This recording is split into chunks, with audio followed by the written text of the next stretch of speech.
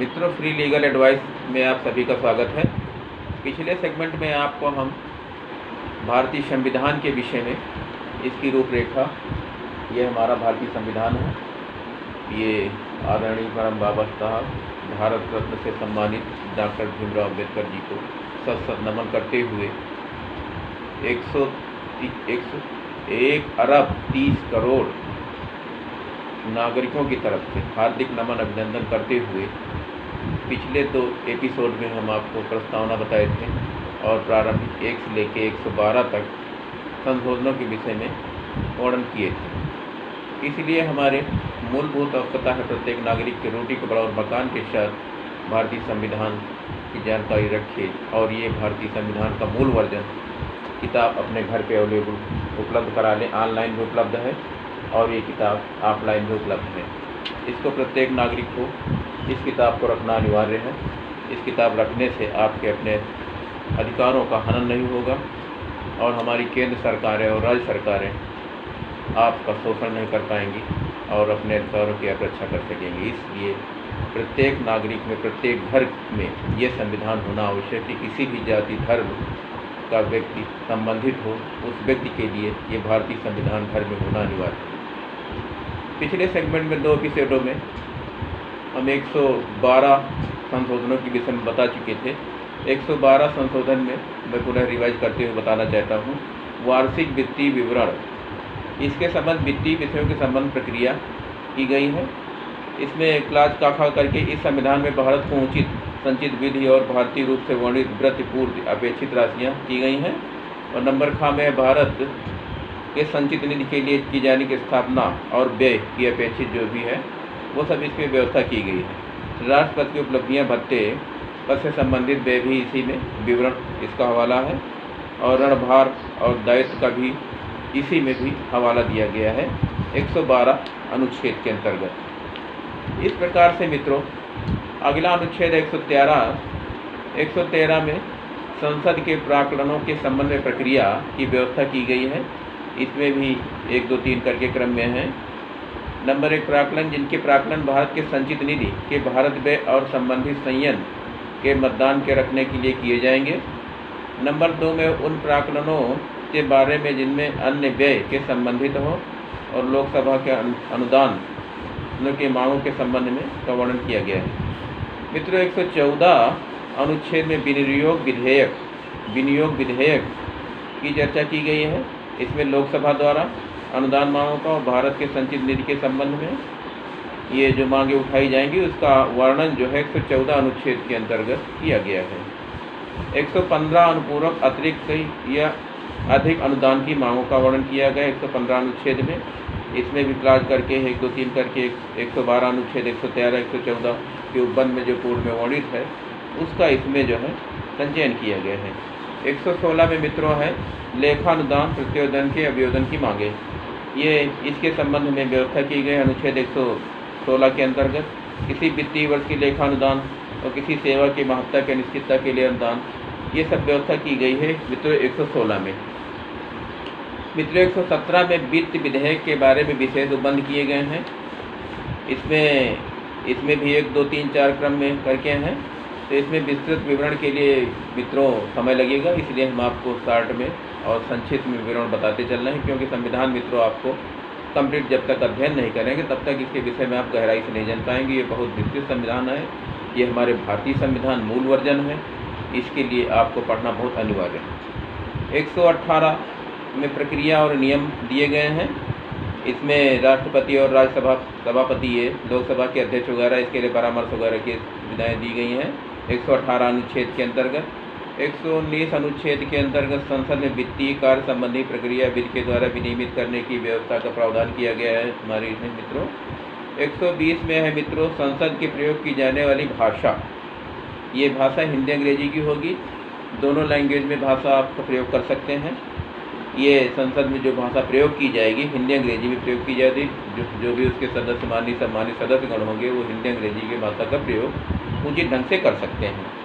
121 अनुच्छेद के अंतर्गत संसद की चर्चा के निर्वाधन की व्यवस्था की गई है। क्या चर्चा करेंगे क्या नहीं करेंगे इसकी व्यवस्था की गई है 121 के अंतर्गत। मित्रों 122 के अंतर्गत न्यायालयों द्वारा संसद की कार्रवाई की जांच का किया ना जाना। अगर संसद में क्या मुद्दे उठाए गए हैं, इसका जो है न्यायालय को अधिकार नहीं दिए गए हैं कि न्यायालय की समीक्षा करे, जांच करे। ये अलग विषय होगा, वो अलग विषय। संसद को भी कानून बनाने का अधिकार है, इसलिए उसको जो है जांच करने का अधिकार न्यायालय को नहीं है। मित्रों, राष्ट्रपति की विधायी शक्तियों का वर्णन किया गया है 123 अनुच्छेद में। संसद के विश्रामित काल में अध्यादेश प्रस्तावित करके राष्ट्रपति की शक्तियों का वर्णन किया गया है। ये संसद के दोनों सदनों का सदस्य होगा और राष्ट्रपति द्वारा किसी भी समय वापस लिया जा सकता कोई विधेयक। और ये संघ की न्यायपालिका की भी इसी में व्यवस्था की गई है, 124 के अंतर्गत है। उच्चतम न्यायालय की स्थापना और गठन, यह अनुच्छेद 124 के अंतर्गत मित्रों किया गया है। भारत का एक उच्चतम न्यायालय होगा जो भारत के मुख्य न्यायमूर्ति और संसद बिल द्वारा अधिक संख्या विहित करेगा, जो 7 से अधिक अनाधिकृत न्यायाधीशों को मिलाकर अपनी न्यायाधीशों की संख्या का निर्धारण करेगा, जिसको मुख्य न्यायाधीश की शपथ माननीय राष्ट्रपति के द्वारा दिलाई जाएगी। इसमें कहा करके है, कोई न्यायाधीश राष्ट्रपति को संबोधित अपने हस्ताक्षर सहित लेख व अपने पद को त्याग सकेगा। एक न्यायाधीश अगर त्यागपत्र देता राष्ट्रपति को त्यागपत्र दे सकता है। किसी न्यायाधीश को खंड खा में उपबंधित रीति और उसके पद से हटाया जा सकेगा। कोई भी व्यक्ति उच्चतम न्यायालय के न्यायाधीश के रूप में नियुक्त के लिए तभी अर्ह होगा जब वह भारत का नागरिक हो। ऐसी किसी उच्च न्यायालय या ऐसे 2 अधिक न्यायालयों के लगातार कम से कम 5 वर्ष तक न्यायाधीश रह चुका हो। किसी भी उच्च न्यायालय में कम से कम 5 वर्ष लगातार वो काम कर चुका हो, वही उसकी मानक योग्यता मान के अनुसार उसको उच्चतम न्यायालय से भेजा जाएगा। इस प्रकार से मित्रों इसमें 124 में ये व्यवस्था दी गई है और 125 में न्यायाधीशों के वेतन और भत्ते का वर्णन किया गया है। इसमें कितने भत्ते उसको दिए जाएंगे, कौन कितना वेतन दिया जाएगा, यह निर्धारण इसका 125 अनुच्छेद के अंतर्गत मित्रों किया गया है। 126 के अंतर्गत कार्यकारी मुख्य न्यायमूर्ति की नियुक्ति है। 126 अनुच्छेद के अंतर्गत अगर कार्यकारी वहाँ पर अगर कोई न्यायाधीश व्यवस्था नहीं तो कार्यकारी के रूप में न्यायमूर्ति की नियुक्ति की जा सकती है राष्ट्रपति महामहिम के द्वारा। 127 में तदर्थ न्यायाधीशों की नियुक्ति, 127 अनुच्छेद के अंतर्गत तदर्थ के रूप में भी न्यायाधीशों की नियुक्ति करने की व्यवस्था की गई है। इसमें 128 में उच्चतम न्यायालय की बैठकों में सेवानिवृत्त न्यायाधीशों की उपस्थिति, माननीयों की जो रिटायर्ड हो चुके हैं उनको भी इसमें सम्मिलित किया जाएगा। 128 अनुच्छेद के अंतर्गत ये कोई बैठक ली जाती है माननीय सुप्रीम कोर्ट में, तो जो रिटायर्ड हो चुके हैं उनको भी बुलाया जाएगा और उनकी भी सहमति ली जाएगी। 128 अनुच्छेद के अंतर्गत ये व्यवस्था की गई है मित्रों। इसी क्रम में मित्रों ये 131 का करके अनुच्छेद है। इसमें केंद्रीय विधियों के संवैधानिक वैधता संबंधी प्रश्नों का उच्चतम न्यायालय में अनन्य अधिकारिता का वर्णन किया गया है। 132 के अंतर्गत मित्रों इसमें कुछ मामले उच्च न्यायालयों की अपीलों को उच्चतम न्यायालय में अपील अधिकारिता दी गई। अगर उच्च न्यायालय संबंधी कोई आदेश हुआ है तो उसकी अपील का अधिकार माननीय उच्चतम न्यायालय को दिया गया है। उच्चतम न्यायालय की मात्र रिव्यू की व्यवस्था है, वरना उसकी अपील के नेक्स्ट आगे अपील की कोई व्यवस्था की प्रावधान उसमें नहीं किया गया। उसी आदेश को रिव्यू आप उच्चतम न्यायालय में दे सकते हैं पुनः विचार के लिए। 133 में उच्च न्यायालयों के सिविल विषयों के संबंधित अपीलों को उच्चतम न्यायालय में अपील की अधिकारिता। 133 में ये अनुच्छेद के अंदर जब सिविल मामला हो क्रिमिनल मामला हो, किंतु 133 के अनुच्छेद के अंदर सिविल का भी मामलों की भी अपील उच्चतम न्यायालय में की जाएगी। 134 में मित्रों दंडिक विषयों में उच्चतम न्यायालय की अपीलों की अधिकारिता दी गई है। 133 में सिविल के मामलों का और 134 में दंडिक मामलों के आपराधिक मामलों की अपील का अधिकार माननीय उच्चतम न्यायालय के लिए दिया गया है। 134 का उच्चतम न्यायालय में अपील के लिए प्रमाण पत्र। 135 विद्यमान विधि अधीन फेडरल न्यायालय की अधिकारिता और शक्तियों को उच्चतम न्यायालय द्वारा प्रयोक्ता होना। 136 मित्रों अपील के लिए उच्चतम न्यायालय की विशेष इजाज़त 136 अनुच्छेद के अंतर्गत व्यवस्था की गई है। 137 निर्णय या आदेशों का उच्चतम न्यायालयों द्वारा पुनर्विलोकन 137 के अंतर्गत है रिवीजन। 138 उच्चतम न्यायालय की अधिकारिता में वृद्धि। 139 में कुछ रिट निकालने की शक्तियों को उच्चतम न्यायालय को प्रदत्त किया जाना। 139 का कुछ मामलों का अंतरण, ये 139 के अंदर व्यवस्था की गई है। 140 के अंतर्गत मित्रों है अनुच्छेद 140 उच्चतम न्यायालय की अनुपूरक शक्तियाँ, अनुसांगिक शक्तियाँ जो हैं ये दी गई है, 140 के अंतर्गत व्यवस्था की गई है मित्रों। 141 में उच्चतम न्यायालय द्वारा घोषित बिल के सभी न्यायालयों का आबद्धकर होना। 142 में उच्चतम न्यायालय की डिग्रियों, आदेशों के प्रवर्तन और प्रकटीकरण आदि के बारे में आदेश दिया जा सकता है। इसकी व्यवस्था 142 अनुच्छेद में की गई है। 143 अनुच्छेद में उच्चतम न्यायालय के परामर्श करने के राष्ट्रपति की शक्ति है। और 144 में मित्रों सिविल न्यायिक प्राधिकारियों की उच्चतम न्यायालय की सहायता में कार्य किया जाना, ये व्यवस्था 144 अनुच्छेद में दी गई है। 144 का में विधियों की संवैधानिक वैधता के संबंधित प्रश्नों को निपटारे के बारे में विशेष उपबंध किए गए हैं। 145 न्यायालय के नियम का उल्लेख किया गया है। 146 में उच्चतम न्यायालय के अधिकारी और सेवक का व्यय वगैरह, ये सब 145 में किया गया है। 147 में निर्बंधन है, निबंधन कार्यालय जो होता है वहाँ पे निर्वाचन के संबंध में। 148 में भारत का नियंत्रण महालेखा परीक्षक, ये 100 की जो व्यवस्था की गई है 148 अनुच्छेद के अंतर्गत ये व्यवस्था की गई है। 149 में नियंत्रण महालेखा परीक्षक के कर्तव्य और शक्तियाँ, ये 149 अनुच्छेद के अंतर्गत व्यवस्था की गई है। 150 के अंतर्गत संघ के और राज्यों के लेखाओं का प्रारूप, ये व्यवस्था 150 के अंतर्गत गई है। 151 सम परीक्षा का प्रतिवेदन 151 के अंतर्गत किया गया है, 50 और 51 के अंतर्गत। इस प्रकार से मित्रों भाग 6 में ये 152 में साधारण और कार्यपालिका की व्यवस्था की गई है।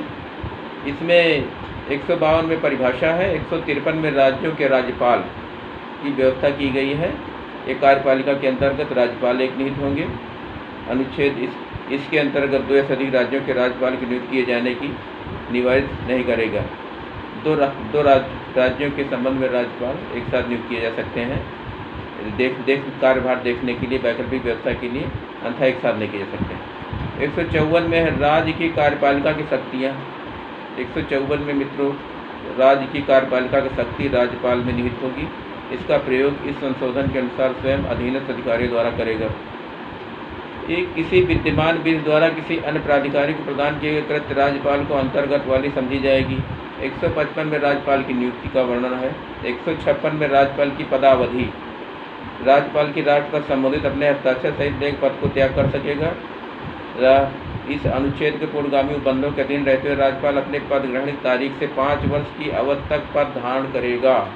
5 साल के लिए गवर्नर की नियुक्ति होगी मित्रों। 157 में है राज्यपाल नियुक्त होने के लिए अर्हताएँ, ये 35 साल की आयु पूरी कर चुका हो। 158 में राज्यपाल पद के लिए शर्तें, क्या क्या कंडीशन होगी, क्या शर्तें होंगी, ये मित्रों डिटेल में है। इसको आपकी साधारण चीज़ है, आप जानकारी आसानी से कर सकते हैं। उसके बाद 159 में राज्यपाल का शपथ ग्रहण। तो शपथ ग्रहण मित्रों वही है, मैं ईश्वर की शपथ लेता हूँ कि मैं फला फला श्रद्धापूर्वक सत्यनिष्ठा से प्रतिज्ञा करता हूँ कि राज्य का नाम उत्तर प्रदेश जिस स्टेट का हो, राज्यपाल के पद पर कार्यपालक अथवा राज्यपाल के कर्तव्यों का निर्वहन करूँगा तथा अपनी पूरी योग्यता से संविधान के विधि और परीक्षण, संरक्षण, प्रतिरक्षण करूँगा और जनता की सेवा में, कल्याण में विरत रहूँगा। ये शपथ महामहिम और राज्यपालों की दिलाई जाती है। 160 में कुछ आकस्मिक में राज्यपालों कृत्यों का निर्वहन की व्यवस्था अनुच्छेद में की गई है। 161 में क्षमा आदि और कुछ मामलों में दंडादेश और निलंबन परिहार लघुकरण राज्यपाल की व्यवस्था की गई है। 162 में मित्रों है राज्य की कार्यपालिका शक्ति का विस्तार, ये 162 के अंतर्गत व्यवस्था की गई है। 163 में राज्य की सहायता सलाह देने के लिए मंत्रिपरिषद का गठन की व्यवस्था 163 के अंतर्गत प्रावधानित किया गया। इसमें एक मंत्रिपरिषद गठित होगा, मुख्यमंत्री होंगे, मंत्री होंगे। ये 163 के अंतर्गत व्यवस्था की गई है। 164 में मंत्रियों के बारे में बंद किया गया है कि जो भी विधानमंडल के सदस्य होंगे उसके 15% अनुपातिक प्रतिनिधित्व के अनुसार मंत्रियों की गठन करेंगे और उससे अधिक 15% से अधिक जितनी जनसंख्या है विधानमंडल के सदस्य उसका 15% से अधिक मंत्री नहीं बनाए जाएंगे। ये व्यवस्था हमारे संविधान में 164 के अंतर्गत दी गई है। ये मंत्रियाँ, ये व्यवस्था विधिक व्यवस्था के अंतर्गत ये है प्रावधान। राज्य का महाधिवक्ता, ये 165 के अंतर्गत मित्रों राज्य का महाधिवक्ता नियुक्त किया जाता है। इसको महाधिवक्ता के रूप में राज्यपाल उच्च न्यायालय के न्यायाधीश नियुक्त होने के लिए किसी भी व्यक्ति को राज्य के महाधिवक्ता नियुक्त करेगा।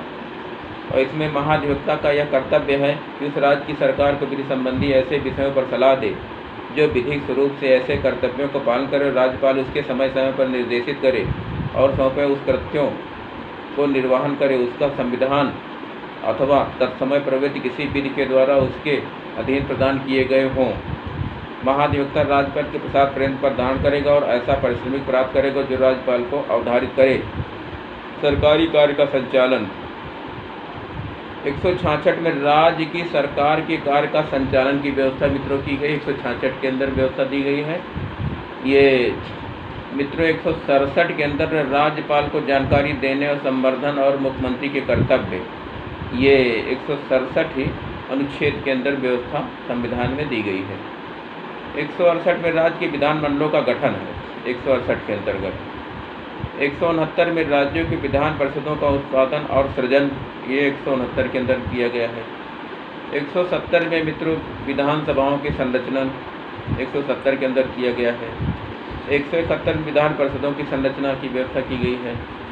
फिर 172 मित्रों राज्यों के विधानमंडलों की अवधि कितने साल, 5 वर्ष के लिए है, ये व्यवस्था की गई है। 173 में मित्रों राज्य की विधानमंडल की सदस्यता के लिए अर्हताएँ योग्यताएँ, ये इसका वर्णन इसमें दिया गया है। जो कम से कम 25 वर्ष की आयु पूरा कर चुका हो विधान परिषद का सदस्य बनने की योग्यता उसे होनी चाहिए। 174 के अंतर्गत राज्य के विधानमंडल के सत्रावसान का विघटन 174 अनुच्छेद के अंतर्गत व्यवस्था की गई है। 176 में राज्यपाल का विशेष अभिभाषण 176 अनुच्छेद के अंतर्गत व्यवस्था की गई है। 177 सदनों के बारे में मंत्रियों की महाधिवक्ता का अधिकार 177 अनुच्छेद के अंतर्गत व्यवस्था की गई है।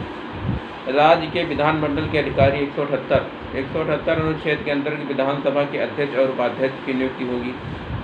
179 अध्यक्ष और उपाध्यक्ष पद को रिक्त होना, पद त्याग पर से हटाया जाना 179 के अंतर्गत ये व्यवस्था दी गई। अनुच्छेद 179 में ये प्रावधानित किया गया है। 180 में अध्यक्ष पद के कर्तव्यों को पालन करने, अध्यक्ष के रूप में कार्य करने को उपाध्यक्ष व्यक्ति की शक्ति का प्रयोग किया गया है। 181 में जब अध्यक्ष उपाध्यक्ष को पद से हटाने से कोई संकल्प विचाराधीन तो उसका पीठासीन अधिकारी होगा, ये 181 के अंतर्गत व्यवस्था की प्रावधानित किया गया है। 182 के अंतर्गत विधान परिषद का सभापति उपसभापति की व्यवस्था का प्रावधान किया गया है। 183 में सभापति उपसभापति पद को रिक्त होना, पद से त्याग पद देना, हटाया जाना 183 अनुच्छेद के अंतर्गत इसकी व्यवस्था मित्रों की गई है।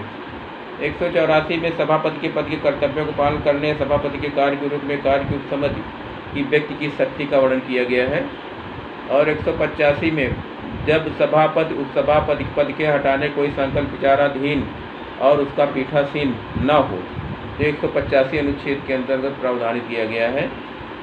186 में अध्यक्ष उपाध्यक्ष और सभापति की उपसभापति के वेतन और भत्तों का निर्धारण करने के लिए 186 अनुच्छेद के अंतर्गत व्यवस्था का प्रावधानित किया गया है। 188 में सदस्यों का शपथ व प्रतिज्ञान की व्यवस्था की गई है। 189 में सदनों के मतदान रिक्तियाँ होने और सदनों की कार्य की शक्ति के गणपूर्ति के लिए 189 के अंतर्गत प्रावधानित जो भी रिक्त होंगी वो समय समय पर भरी जाएंगी विधान परिषद की सीटें, ये व्यवस्था की गई है। 190 स्थानों का रिक्त होना, ये जानकारी अनुच्छेद 190 में अनुच्छेद 190 के अंतर्गत ये प्रावधानित किया गया है। 191 सदस्यों के लिए नियोक्ताएँ भारत का सरकार का नागरिक हो, विकृत चित्त कटा हो, सक्षम न्यायालय द्वारा विद्यमान उसको सभी योग्यताएँ पूर्वक तो दिवालिया न हो, ये सब साधारण चीज़ें हैं, ये तो मित्रों जानकारी आ जाएंगे आपको। 192 सदस्यों की निर्भरताओं संबंधी प्रश्नों का विनिश्चय व्यवस्था की गई है।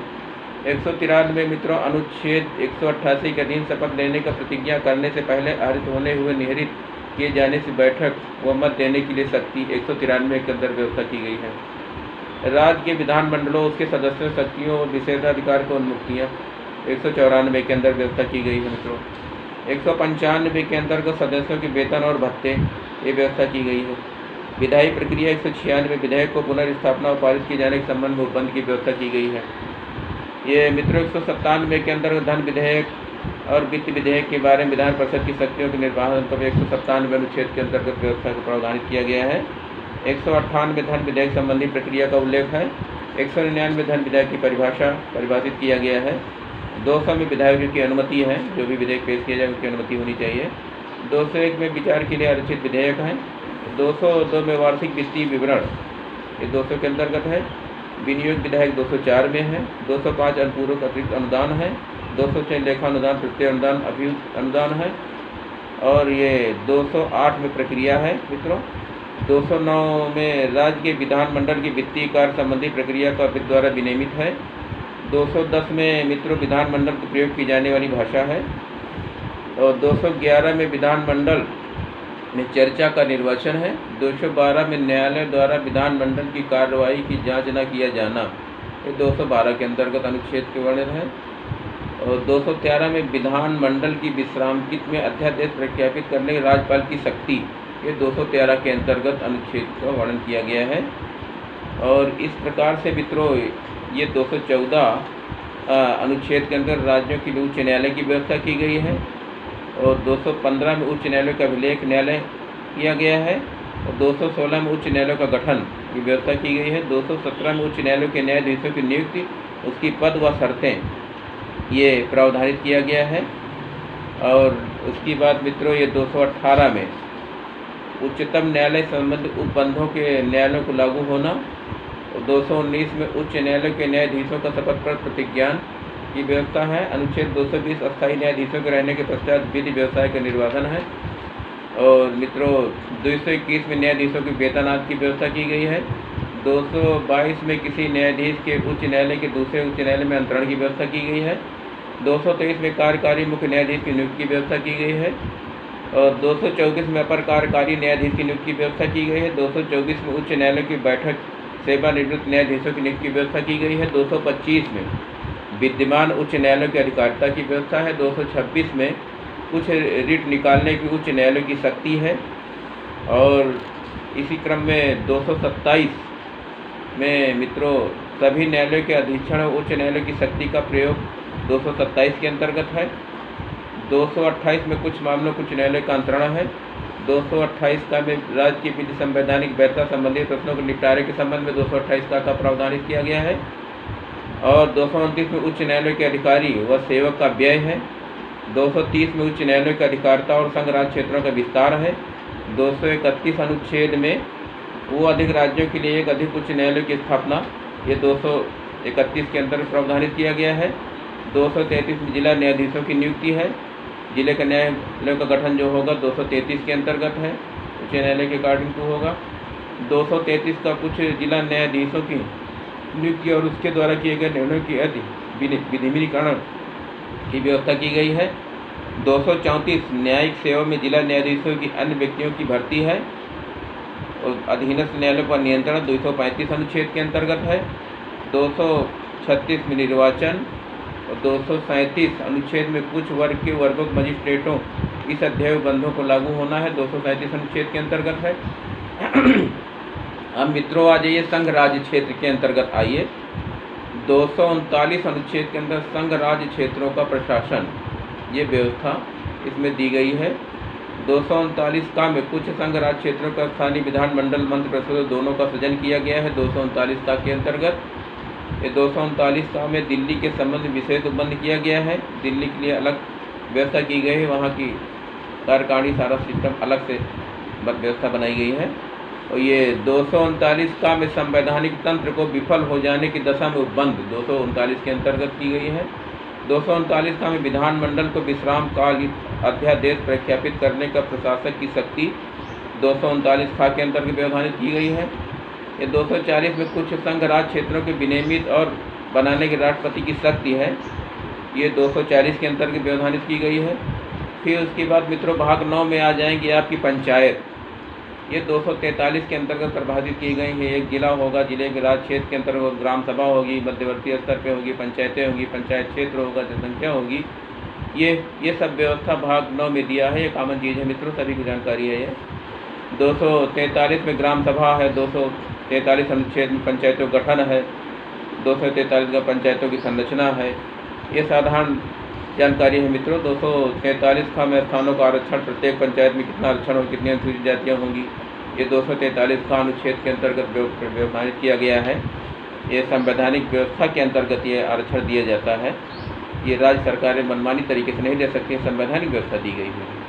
243 का पंचायतों की अवधि, कितने समय के लिए पंचायतें गठित की जाएंगी, ये इसमें दिया गया है 5 वर्षों के लिए। और 243 में सदस्यों के लिए निर्धारित है कि जो सदस्य होंगे उनकी योग्यताएँ क्या होगी, इसके संबंध में व्यवस्था दी गई है। 243 पंचायतों की शक्तियों का अधिकार उत्तरदायित्व। फिर 243 के अंतर्गत पंचायतों द्वारा अवरोधित करने की शक्तियाँ, उनकी निधियाँ, इसमें प्रावधानित किया गया है। 243 के अंदर वित्तीय स्थिति के पुनर्विलोकन के लिए आयोग द्वारा गठन ये किया गया है। और मित्रों ये इसमें क्लास करके राज्य उद्धृत करने का ऐसे शुल्कों द्वारा पत्थरों के द्वारा पंचायतों के ये जो छोटे मोटे अधिकार हैं इनको दिए गए हैं। 243 पंचायत लेखाओं का संपरीक्षा है। 243 पंचायतों के लिए निर्वाचन है। 243 संघ राज्य क्षेत्रों में लागू होगा। 243 अंगा इस भाग के कतिपय क्षेत्रों में लागू होगा। और 243 विद्यमान विधियों की पंचायतों को बना रहा है। 243 निर्वाचन संबंधी मामलों में न्यायालय के हस्तक्षेप का वर्जन है। और ये मित्रों भाग 9 में है नगर महापालिका, ये व्यवस्था दी गई है। इसमें एक समिति होगा, जिला होगा, महानगर क्षेत्र होगा, नगर पालिका क्षेत्र होगा। नगर पालिका 243 पंचायतें, जनसंख्या, नगर पालिकाओं गठन, ये 243 के अंतर्गत है। ये 243 में नगर पालिकाओं की संरचना है, ये साधारण जानकारी मित्रों। 243 का वार्ड समितियाँ आदि का गठन की संरचना है, ये 243 के अंतर्गत व्यवस्था की गई है। वार्ड कितने मेंबर्स होंगे, कितने सदस्य होंगे, क्या उसकी जनसंख्या होगी, किसके अनुसार वो निर्धारण किया जाएगा, ये सब 243 स्थानों का आरक्षण भी उसमें भी है। 243 के अंदर व्यवस्था दी गई नगर पालिकाओं के अंदर आरक्षण की। 243 नगर पालिकाओं का अवधि आदि के लिए है। 243 सदस्यों की नियोक्ताओं के लिए। 243 में नगर पालिका आदि की शक्तियों का प्राधिकार उत्तरदायित्व के लिए है। 243 में वित्तीय आयोग है। ये व्यवस्थाएँ संवैधानिक दी गई हैं। अनुच्छेद 243 नगर पालिकाओं को लेखाओं का संपरीक्षा है। 243 नगर पालिकाओं को निर्वाचन है। 243 संघ राज्य क्षेत्रों को लागू होना। 243 इस भाग कतिपय क्षेत्रों को लागू होना। 243 जिला योजना के लिए समिति गठित की गई है। मित्रों इसी क्रम में 243 संघ महानगर योजना के लिए समिति अलग से होती है, उसमें महानगर पालिका कही जाती है। उसकी योजनाओं के सदस्यों क्या होगा अलग इसमें रूपरेखा दी गई है। ये साधारण चीज़ें हैं मित्रों, आम बात सभी को जानकारी हो जाती है। 243 है विद्यमान विधियों के नगर पालिकाओं को बना रहना। 243 निर्वाचन संबंधी मामलों के न्यायालयों की। ये भाग 10 में मित्रों, अब ये भाग 10 के अंदर मित्रों है अनुसूचित जाति के क्षेत्रों का प्रकाशन। अगर अनुसूचित जाति के क्षेत्रों की कितनी आबादी, कितनी संख्या है, असम है, मेघालय है, त्रिपुरा है, यूपी है, बिहार है, अन्य जगह कितनी क्या आबादी है, उसके अनुसार क्या क्या उनको सुविधाएँ दी जाएंगी, ये अनुसूची 244 के अंतर्गत प्रावधानित किया गया है। 244 में असम के कुछ जनजाति क्षेत्र में समाविष्ट करने के एक स्वशासी राज्य बनाना और उसके लिए स्थानीय विधानमंडल मंत्रिपरिषद दोनों का सृजन, ये व्यवस्था 244 के अंतर्गत की गई है।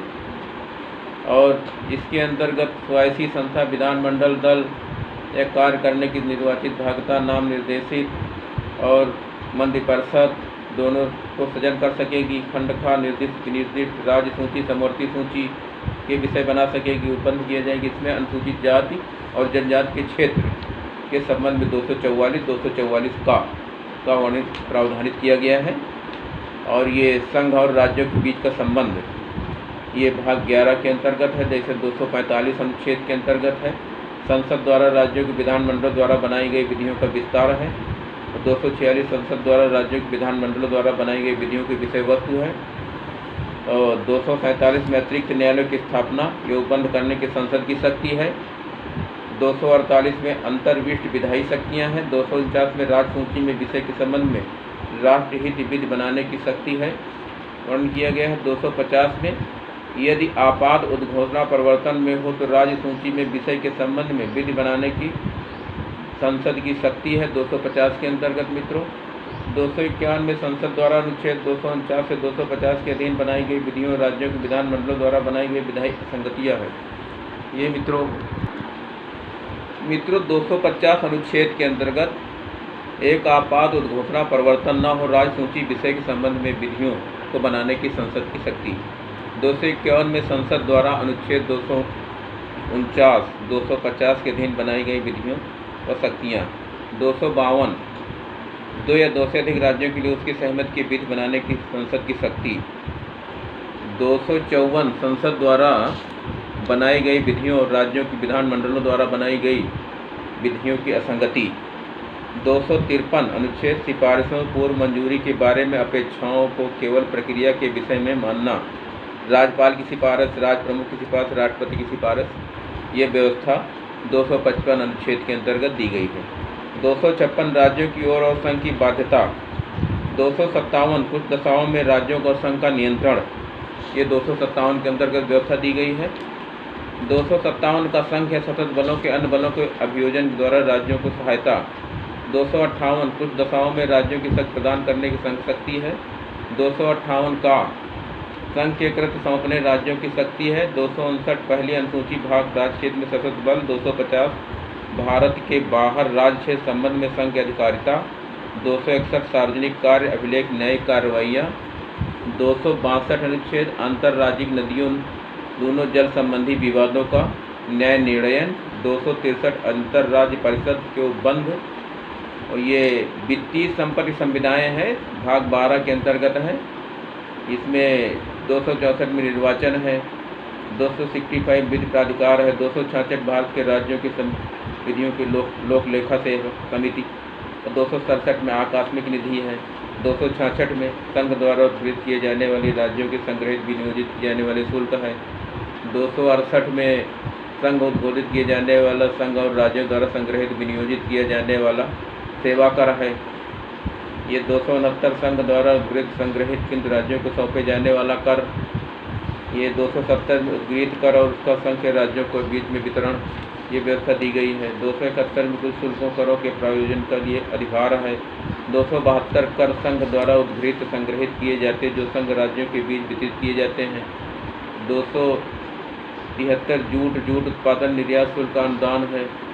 274 ऐसे कराधान जिसमें राज्य हितगत प्रभाव डालने के लिए विधेयकों के लिए राष्ट्रपति के पूर्व सिफारिश की अपेक्षा है। 275 में कुछ राज्यों के संघ का अनुदान है। 276 वृत्तियों, व्यापारों और जीविकों नियोजकों के लिए कर है। 277 है व्यय वृत्ति है। 278 अनुच्छेद में कुछ वित्तीय विषय संबंध में पहली अनुसूची भाग का के अंदर करार है, एग्रीमेंट। 279 शुद्ध आगम की गणना है। 280 वित्त आयोग है। 281 वित्त आयोग की सिफारिशें हैं। 282 संघ राज्य द्वारा राजस्व किए जाने वाला व्यय है। 283 संचित निधियों के आकस्मिक निधियों की लेखा लोक सेवाओं की व्यवस्था की गई है। 284 लोक सेवक न्यायालय प्रांतवादकर्ताओं की राशियों धनराशियों का अभिरक्षा का विवरण है। ये 285 में संघ और संपत्ति राज्य को कराधान की छूट है। 286 माल क्रय विक्रय और अधिरोपण के बारे में व्यवस्था की गई है मित्रों। 287 विद्युत पर करों की छूट। 288 ये जल विद्युत संबद्ध राज्यों द्वारा कराधान कुछ दशाओं की छूट है 288 के अंतर्गत। 289 राज्यों द्वारा संपत्ति आय व्यय संगठन कराधान की छूट है। 290 कुछ व्यय और पेंशनों संबंधी का समायोजन है। 290 अनुच्छेद के अंतर्गत व्यवस्था की गई है। 290 के वैमस विधियों के द्वारा वार्षिक संध्याएँ है।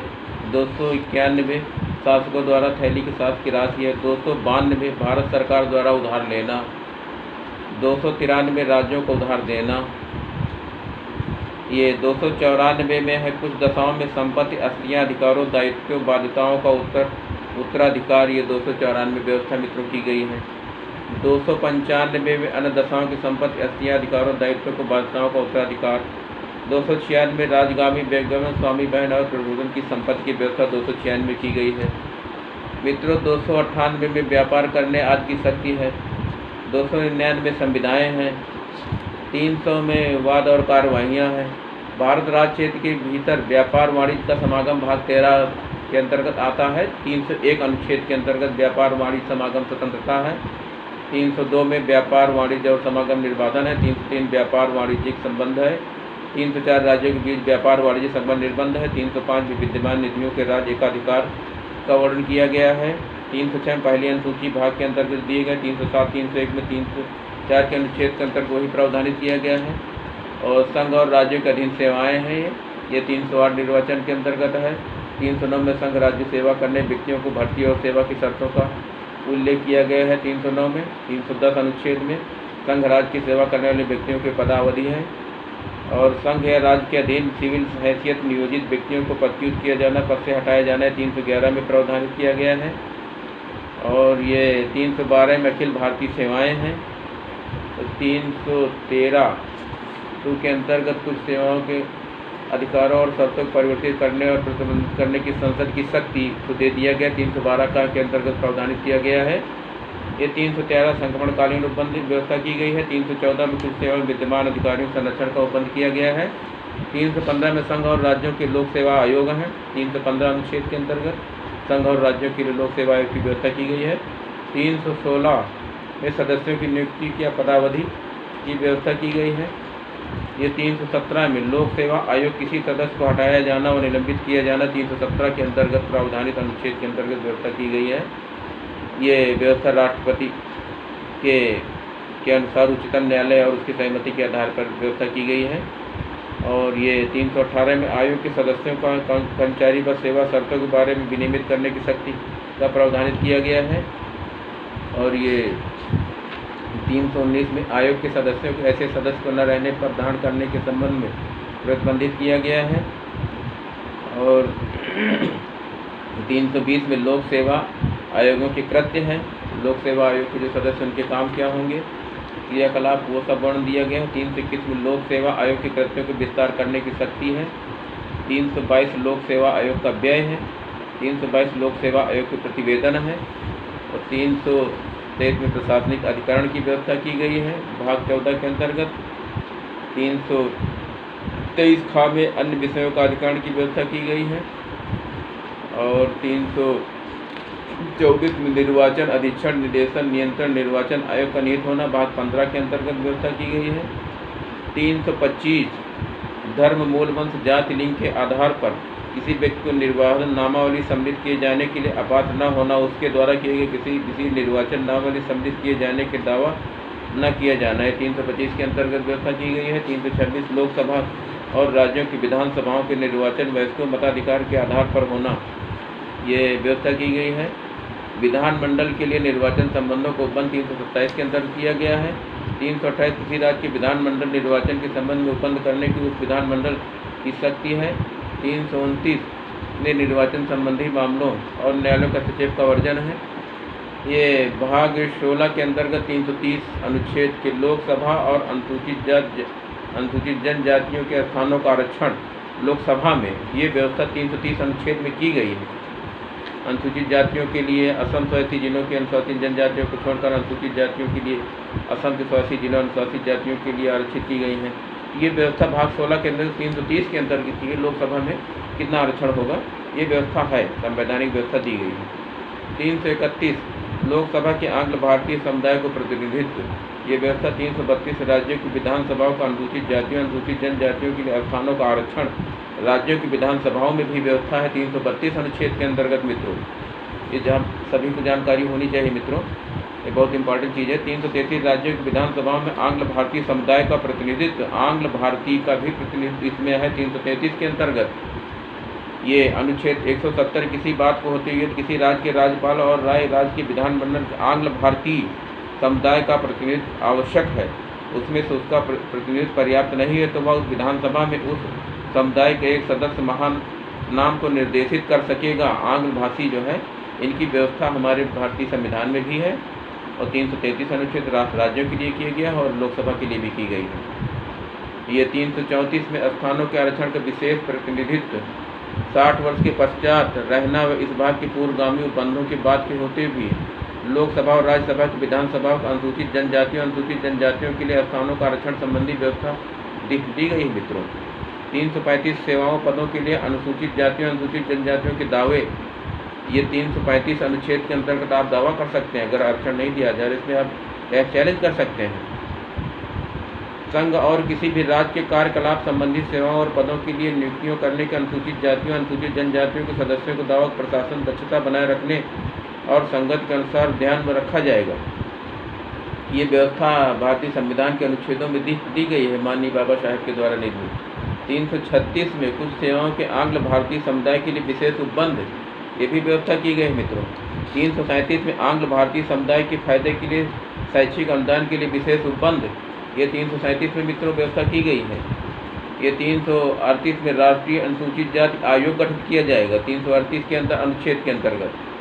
ये इसमें प्रावधानित दिए गए हैं। और ये इस मित्रों 338 का में राष्ट्रीय अनुसूचित जाति के आयोग के जातियों के आयोग होगा, जो राष्ट्रीय अनुसूचित जाति के आयोग के नाम से ज्ञात होगा। यह आयोग बनेगा, इसके कार्यकाल होंगे, इसके सब सदस्यों की योग्यताएँ होंगे, शपथ पत्र होंगे और इसके सदस्य होंगे। ये अनुसूचित जाति की समस्याओं का निराकरण करेंगे। ये व्यवस्थाएँ दी गई संवैधानिक व्यवस्था है।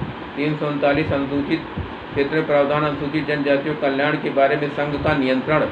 ये 339 के अंतर्गत अनुच्छेद के अंदर दिया गया। अनुसूचित क्षेत्रों के प्रशासन और अनुसूचित जनजातियों के कल्याण के बारे में संघ का नियंत्रण, ये अनुच्छेद 339 के अंतर्गत व्यवस्था दी गई है। मित्रों, राष्ट्रपति और राज्यों के अनुसूचित क्षेत्रों के प्रशासन और अनुसूचित जनजातियों कल्याण के बारे में प्रतिवेदन देने के लिए आयोग को नियुक्त आदेश द्वारा किसी समय कर सकेगा। इस संविधान के प्रश्नवर्ती में समाप्ति पर कर सकेगा। ये कल्याण के लिए राष्ट्रीय आयोग इसीलिए बनाया गया है।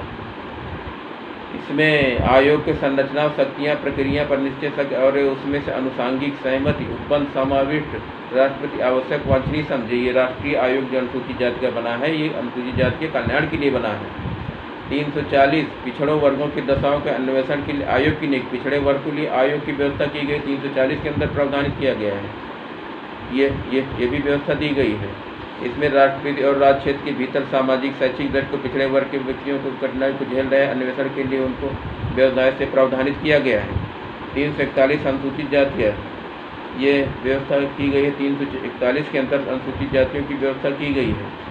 मूलभूत अनुसूचित जातियाँ कौन कौन से कहाँ किस समुदाय की कहाँ किस तरीके से रह रही हैं, क्या उनको सुविधाएँ हैं, ये 341 के अंदर प्रावधानित किया गया है। ये राजभाषा 343 में राजभाषा का उल्लेख किया गया है। और 300 अंग्रेजी भाषा और देवनागरी लिपि ये संघ की भाषा होनी चाहिए। और 344 राजभाषा संबंध में आयोग की संसद की समितियाँ। आयोग का कर्तव्य होगा राष्ट्रपति को होगा संघ शासकीय प्रयोजनों के लिए हिंदी भाषा का अधिकारिक प्रयोग होगा। संघ के सभी राज्य के शासकीय प्रयोजनों के लिए अंग्रेजी भाषा का प्रयोग निर्बंधन है। अनुच्छेद 357 के सभी किन्हीं प्रयोजनों के लिए प्रयोग की जाने वाली भाषा संघ में किसी एक से अधिक निर्दिष्ट प्रयोजनों की प्रयोग की जाने वाली अंग की भाषा है। ये अध्याय 17 के अंतर्गत प्रावधानित 344 संघ की राजभाषा का प्रावधान किया गया है। 343 अनुच्छेद के अंतर्गत ये प्रादेशिक भाषाएं भी 345 में है, इसको भी मान्यता दी गई है। 346 में एक राज्य से दूसरे राज्य के बीच किसी राज्य के संघ के बीच पत्रार्थ की राष्ट्रभाषा के प्रयोग के लिए अनुमति दी गई है। 347 में किसी राज्य की जनसंख्या किसी अनुभाग और बोली जाने वाली भाषा के संबंध विशेष उपबंध किया गया है। और 348 उच्चतम न्यायालय उच्च न्यायालय के अधिनियमों को विधेयकों को आदि के लिए प्रयोग में की जाने वाली भाषा का इसका भी 348 अनुच्छेद के अंतर्गत व्यवस्था की गई है। तो 349 अनुच्छेद के अंतर्गत भाषा और संबंधित कुछ विधियों को अधिनियमित करने के लिए विशेष प्रक्रिया है। 350 अनुच्छेद के अंतर्गत विशेष निर्देश। 350 व्यवसाय निर्माण के लिए आवेदन प्रयोग की जाने वाली भाषा है। 350 प्राथमिक स्तर पर मातृभाषा शिक्षा की सुविधाएं हैं। 350 का भाषा अल्पसंख्यक वर्गों के लिए विशेष अधिकारी हैं। 351 में हिंदी भाषा के विकास के लिए निर्देश है। ये आपात उपबंध किए गए हैं। 352 में घोषणा की गई है, इसकी व्यवस्था भारतीय संविधान में दी गई है। और 353 में आपात घोषणा का प्रभाव है। 354 में जब आपात घोषणा का प्रवर्तन में है तो राजस्व का वितरण संबंधी उपबंधों को लागू होना। ये आपात उपबंध की व्यवस्था से भाग 18 में 352 से लेकर 354 तक ये व्यवस्था दी गई है। आपातकाल में पूरे सारे अधिकार केंद्र के पास सुरक्षित होते हैं। 355 अनुच्छेद के अंतर्गत बाह्य आक्रमण शांति शांत में संता के संघ में कर्तव्य ये संघ की व्यवस्था की अगर कोई बाह्य आक्रमण होता है 355 अनुच्छेद के अंतर्गत प्रावधानित और व्यवस्थित किया गया है। और 355 में राज्यों को संवैधानिक तंत्र में विफल हो जाने की दशा में उपबंध है। 356 के अंतर्गत ये उपबंध अगर कोई संवैधानिक व्यवस्था फेल हो रही है तो राष्ट्रपति और राज्यपाल को ये सारे अधिकार दिए गए हैं। ऐसी स्थिति में तो किसी भी समय स्टेप ले सकता है। 357 में 356 के अधीन दी गई घोषणा के अधीन विधायी शक्तियों का प्रयोग ये 357 के अंतर्गत दिया गया अनुच्छेद। 358 में आपात के दौरान अनुच्छेद 19 के उपबंधों का निलंबन है। 359 का पंजाब राज्य पर लागू होना। 360 वित्तीय आपात के बारे में उपबंध की व्यवस्था की गई है। इस तरीके से 361 में प्रकीर्ण भाग 19 के अंतर्गत प्रकीर्ण की व्यवस्था की गई है। राष्ट्रपति और राज्यपालों को राज्य प्रमुखों का संरक्षण ये 361 अनुच्छेद के अंतर्गत व्यवस्था की गई है। 361 का संसद राज्यों के विधानमंडलों कार्यवाहियों के प्रकाशन व संरक्षण। 361 लाभप्रद राजनीतिक पद की नियुक्ति के लिए निरंतर योग्यताएँ। ये व्यवस्था की गई है। 362 विदेशी राज्यों शासकों और अधिकार का विशेषाधिकार है। 363 में कुछ संधियों, करारों आदि को उत्पन्न विवादों के न्यायालयों का हस्तक्षेप का वर्जन है। 363 अनुच्छेद के अंतर्गत। 363 का देशी राज्यों शासकों द्वारा मान्यता समाप्त की निजी थैलियों का अंत है। 364 महापत्तनों, विमानपत्तनों के बारे में विशेष उपबंध है। 365 में है संघ द्वारा दिए गए निर्देशों के अनुपालन करने, उनके प्रभावी करने की असफलता का प्रभाव है। ये 366 में परिभाषाओं को उल्लेखित किया गया है। फिर उसके बाद मित्रों ये कंप्लीट परिभाषा दी गई है। ये भाग 20 के अंतर्गत आप आ जाइएगा। 368 अनुच्छेद है, संविधान में संशोधन करने, संसद में शक्ति और उसके लिए प्रक्रिया। ये 368 के अंतर्गत प्रभावित किया गया कि संविधान में संशोधन करने का अधिकार भी दिया गया है हम सबको। इस प्रकार संविधान में संशोधन जैसे अनुच्छेद 54, 54, 55, 63, 162, 241, 5, 4, 6, 11 अध्याय 1 7वीं अनुसूची किसी अनुसूची में संबद्ध राज्यों के प्रतिनिधित्व में इस अनुच्छेद उपबंधों में इस प्रकार से ये इसको जो है संशोधन करने का अधिकार दिया गया है 368 के अंतर्गत। अस्थायी संक्रमणकालीन विशेष उपबंध है। 369 के अंदर राज्य सूची कुछ विषयों के संबंध में विधि के द्वारा संसद इस प्रकार अस्थायी शक्ति समवर्ती सूची में वर्णन किया गया है। इसमें 370 के अंतर्गत जम्मू राज्य कश्मीर क्षेत्र को अस्थायी उपबंध किए गए हैं और 371 महाराष्ट्र गुजरात राज्यों के संबंध विशेष उपबंध किए गए हैं। 371 का नागालैंड राज्य से संबंधित विशेष उपबंध किए गए हैं और ये 371 में असम राज्य के संबंध विशेष उपबंध किए गए हैं। 371 का आंध्रा और संबंध में उपबंध किए गए हैं इसके लिए और ये 371 का सिक्किम राज्य के संबंध विशेष उपबंध किए गए हैं, ट्रेल से परिभाषित दिया गया है। 371 अरुणाचल प्रदेश के संबंध विशेष उपबंध दिए गए हैं और 374 फेडरल न्यायालय न्यायाधीशों के अंतर्गत राज्य हित मजिस्ट्रेटी संबंध में वर्णन किया गया है। 373 में निवारक निरोधक में रखे गए व्यक्तियों के संबंध में दशाओं का वर्णन राष्ट्रपति की शक्ति का दिया गया है। 372 का विधियों का अनुकूल करने का राष्ट्रपति की शक्ति का है और 375 संविधान उपबंधों के दिन न्यायालयों के प्राधिकरण के अधिकारियों की कृत्य करते में रहने का उल्लेख किया गया है। 376 उच्च न्यायालयों के न्यायाधीशों के बारे में उपबंध का वर्णन किया गया है। 377 भारत के नियंत्रण महालेखा परीक्षक के बारे में उपबंध किया गया है। 378 लोक सेवा आयोगों के बारे में उपबंध किया गया है। 378 आंध्र प्रदेश की विधानसभा अवधि के बारे में विशेष उपबंध किया गया है। 379 से 91 संविधान का 7वां संशोधन इसमें किया गया है। इस प्रकार से मित्रों 392 में कठिनाइयों को दूर करने की राष्ट्रपति की शक्ति 392 के अंतर्गत संशोधित किया गया है। इस प्रकार से मित्रों ये 395 इसमें अनुच्छेदों का वर्णन कंप्लीट किया गया है। वो अभी अमेंडेड करके ये जम्मू कश्मीर के लिए अलग से संवैधानिक व्यवस्था और अलग से वहाँ से अधिकारों का वर्णन किया गया है। इसमें मित्रों अनुच्छेद जो किए गए हैं 104 संशोधन किए गए हैं। इसका हवाला मित्रों अगले हम एपिसोड में आप सभी को जानकारी डिटेल से देंगे। और मित्रों इसमें जो विशेषकर उपबंध करके जो हुआ है मित्रों 5 अगस्त 2019 को जम्मू कश्मीर में 377 धारा हटाने के पश्चात वहाँ पे कुछ उपबंध स्टेटों की भांति लागू हो गए हैं। इसमें हवाला दिया गया है मित्रों, ये गजट प्रस्तुत किया गया है 14 जनवरी 1919 को। इसमें संविधान का अनुच्छेद 370 खंड का द्वारा राज्य की शक्तियों को प्रयोग करते हुए राष्ट्रपति जम्मू कश्मीर राज्य सरकार की सहमति निम्नलिखित आदेश करते हैं। इस आदेश के नाम पर संविधान जम्मू कश्मीर पर लागू आदेश 2019 है। यह तुरंत प्रवृत्त होगा। इसके बाद समय समय पर संशोधित संविधान जम्मू कश्मीर पर लागू 1954 के अतिक्रमण पर करेगा। समय समय पर संशोधित संविधान के उपबंधों को लागू जम्मू कश्मीर पर लागू होंगे। जिन अपवादों और अधीन लागू होंगे निम्न प्रकार से होंगे। अनुच्छेद 367 निम्नलिखित खंड जोड़ा जाएगा। संविधान जहां जम्मू कश्मीर के संबंध में लागू प्रयोजनों के लिए है, इस संविधान में उसको उपबंधों को निर्देश में उक्त राज्य के संबंधित यथा संविधान उसके उपबंधों का निर्देशित माना जाएगा। जिस व्यक्ति को राज्य की विधानसभा सिफारिश पर राष्ट्रपति द्वारा जम्मू कश्मीर को सदाए रियासत जो कि तत्व स्थानिक रूप से पदासीन राज्य के मंत्रिपरिषद के सलाह पर कार्य कर रहे हैं, वे रूप से तत्व स्थानिक रूप से मान्यता दी गई है, उनके निर्देशित जम्मू कश्मीर के राज्यपाल को निर्देशित माना जाएगा। उनकी रियासतें जो है जम्मू कश्मीर के राज्यपाल के अंतर्गत मानी जाएंगी। उक्त राज्य के सरकार निर्देशों उनकी मंत्रिपरिषद की सलाह पर कार्य कर रहे हैं। जम्मू कश्मीर राज्य के राज्यपाल के निर्देशित शासित माना जाएगा। जो भी रियासतें हैं वहाँ पे जम्मू कश्मीर के राज्यपाल और मंत्रिपरिषद की सलाह पे काम कर रहे हैं वो समाप्त मानी जाएंगी। उसकी रियासतें जो है गवर्नर और मंत्रिपरिषद के अधीन हो जाएंगी, गवर्नर के अधीन हो जाएंगी। इस संविधान अनुच्छेद 370 पर अनुखंडता की उल्लिखित राज्य की संविधान सभा का अध्यक्ष और राज्य की विधानसभा को पढ़ा जाएगा। महामहिम राष्ट्रपति रामनाथ कोविंद के द्वारा ये गजट प्रस्तुत किया गया है और जम्मू कश्मीर में संवैधानिक दर्जा देते हुए इसको संपूर्ण कंप्लीट सारे अधिकार दिए जा चुके हैं।